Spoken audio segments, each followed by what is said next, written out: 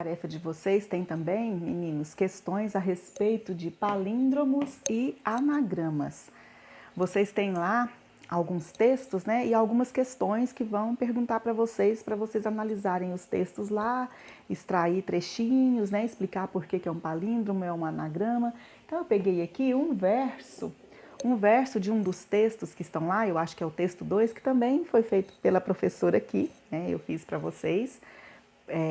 Coloquei aí na atividade de vocês esse texto que já era meu, já tinha feito há algum tempo. E eu trouxe aqui um pedacinho dele, um trechinho dele, para a gente explicar, né, o que é o anagrama e o que é o palíndromo. Então, um pedacinho do texto que está lá, olha, a magra anagrama. Então, o que é um anagrama? O anagrama é uma brincadeira, né? É um jogo sonoro que a gente faz um arranjo de letras, né? Às vezes a gente troca uma letra ou uma sílaba de lugar para a gente formar palavras novas. Então tem aqui a definição de anagrama para vocês. E vocês vão perceber que a palavrinha grama, se eu pegar essa palavra aqui com essa palavra aqui, ó, elas têm as mesmas sílabas, só que foram trocadas as sílabas de lugar para a gente construir uma palavra a partir da outra. Por exemplo, olha, grama. Então eu tenho aqui, ó, grama, duas sílabas, né?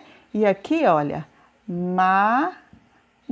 São as duas sílabas, tá vendo? Então a gente trocou de lugar para a gente fazer esse arranjo, né? Um arranjo sonoro, uma combinação que a gente utiliza para brincar com as palavras mesmo. Então, esse tipo de brincadeira, esse jogo com as letras, a gente chama de anagrama, certo? E nesse mesmo verso, vou apagar aqui para a gente perceber agora a ocorrência do palíndromo.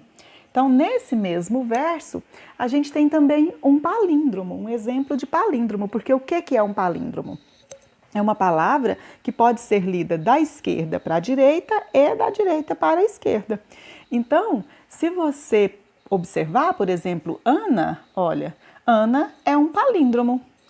A palavrinha Ana é um palíndromo, porque você lê Ana, Ana. Então, isso é um palíndromo. E esse poema, nesse poema que vocês têm aí na tarefa de vocês, ocorre os dois, né? Os dois recursos, o anagrama e o palíndromo em um mesmo poema, em um mesmo texto. Porque se você for pegar aqui, ó, também você vai perceber que parte dos versos também podem ser lidos da direita para a esquerda, né, da esquerda para a direita e da direita para a esquerda. Olha, se você vir um pedacinho aqui, ó, a magra, né, Ana, a magra Ana, a magra Ana. Dá para ler um pedacinho daqui para lá, um pedacinho de lá para cá. Você faz a mesma leitura. Então, isso é um palíndromo, certo? Então, ao realizar a tarefa, acho que tem duas questões ou mais que vão pedir que você analise a questão do anagrama e do palíndromo. Então, vão lá e resolvam a tarefa.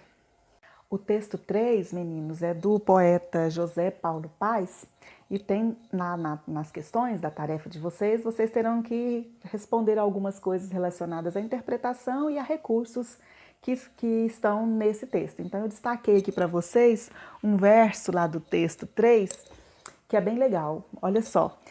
Não há semana sem Ana. Por que, gente, que não há semana sem Ana? Veja bem, aqui a gente tem novamente, né, a questão do anagrama para a gente entender, o recurso do anagrama foi utilizado para criar, né, para proporcionar um sentido mais amplo para esses dois versos aqui. Por que não há semana sem Ana? Porque veja bem, gente, olha aqui, semana, não é? Olha, até lá no poema dele, essa letrinha A aqui está com letra maiúscula, porque a intenção é levar a gente a perceber que realmente a palavrinha Ana está dentro da palavra semana. Então, por essa razão, não há semana sem Ana. Não há semana sem Ana.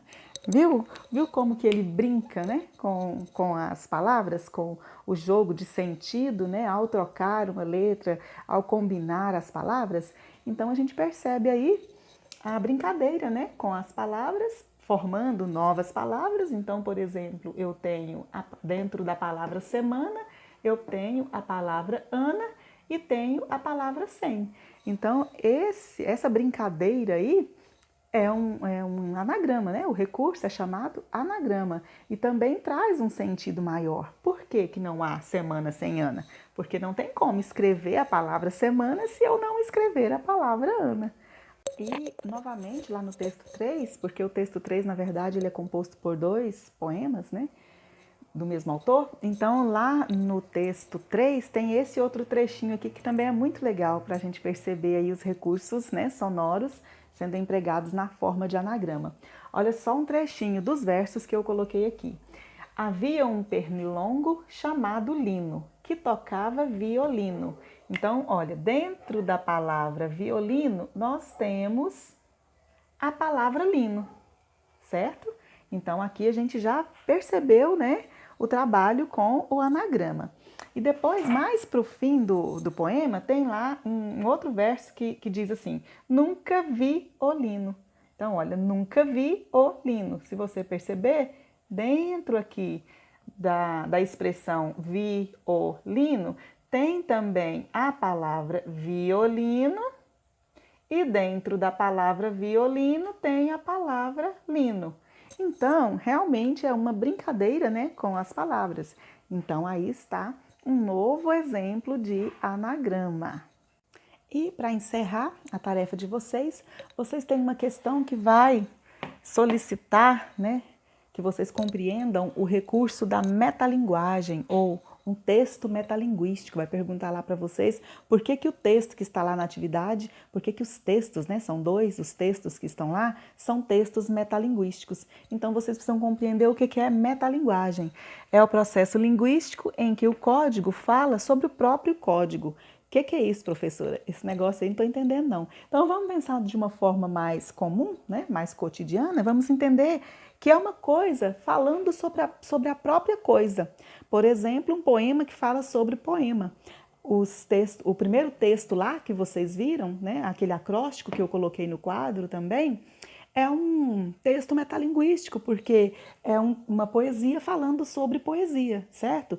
Então, poemas que falam sobre poemas, livros que explicam sobre o próprio livro, né? Um programa de TV que fala sobre a TV, uma música falando sobre música, são, né, textos metalinguísticos. Aí lá na tarefa de vocês, vocês têm 2 textos. Vocês vão ler aqueles textos lá e explicar por que que eles são textos metalinguísticos, ok? Então é isso, meninos, essa é a tarefa, né? Esses são os conteúdos que estão lá para que vocês compreendam para resolver a tarefa de vocês desta semana, né? Eu desejo que vocês façam uma boa aula, né? Que vocês tenham um bom dia, uma boa aula, uma boa semana e que a gente volte bem afiadinho para a semana que vem, tudo bem? Beijos, até a próxima e é isso aí. Tchau, tchau.